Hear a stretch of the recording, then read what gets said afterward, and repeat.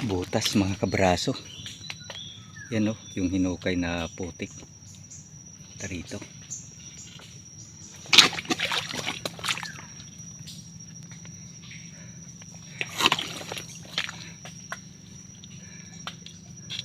Aha, pahingahan lang. Andito.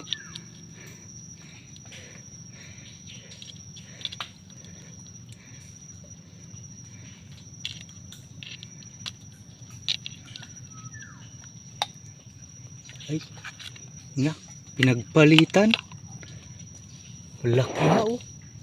Lalo na ngayon. Naku. Ay, parang nandito. Andito nga mga kabraso.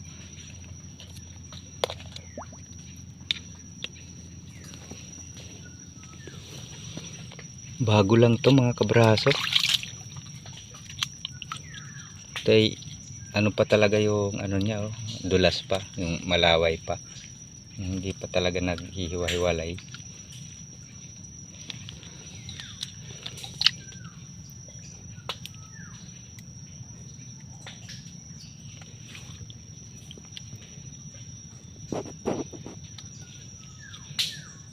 Ah, napakalaki nga.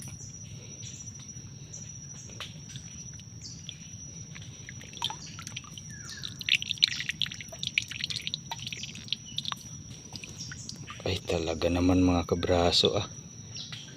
Purple crab. Bagong bago. Tsaka ay kanina lang to.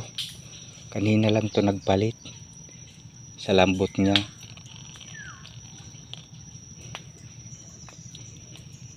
Bigat oh. Dito pa yung taba nito. Kasi napakalambot pa. Ito yung masarap ulamin. Kain pa lahat. Napakalaki.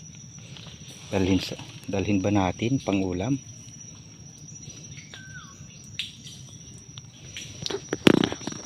Dalhin na lang natin. Ay, laki. Ayan mga kabraso, ito yung itsura niya ng ano pag nagpalit. Ganito na siya ngayong kalaki. Pero kung baga ito before and after. Ayan oh, tansya nyo. Ay tansya, anuhin nyo oh. Bigla siyang pumutol ng sipit.